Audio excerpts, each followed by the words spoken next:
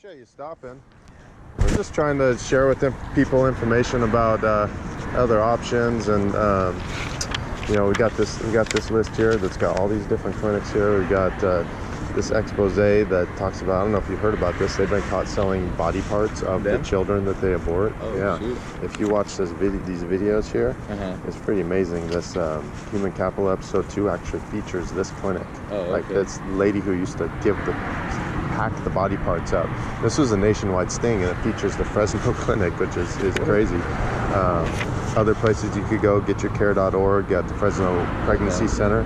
I mean, are you guys here for abortion today? She's just on the birth control shot, so that's pretty much it. But so, I don't know if that's anything bad or anything. Well, I mean, it depends. It can be. Hey, Leslie.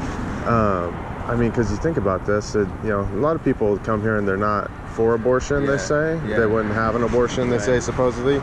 But then they come here, and then, one, they're supporting an organization that kills 325,000 of these children every year.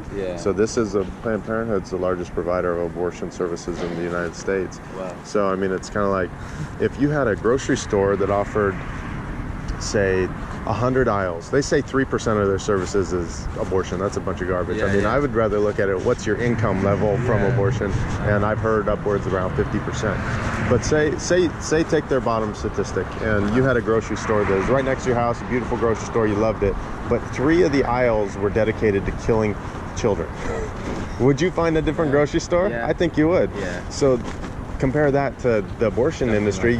She's coming here for, best case scenario, some sort of birth control or something.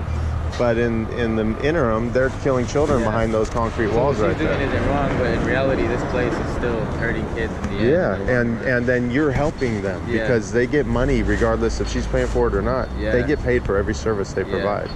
You know, so I mean, we got to think about that. I'll talk to her about that. So I mean, there's all these other options to check out on the back here and this getyourcare.org. So, and then think of this, what does God think about it? I think God is ticked. We are killing millions of his children.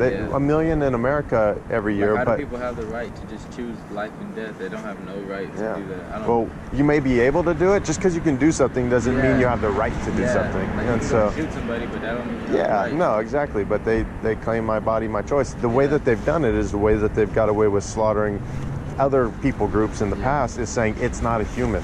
Well, what else is that?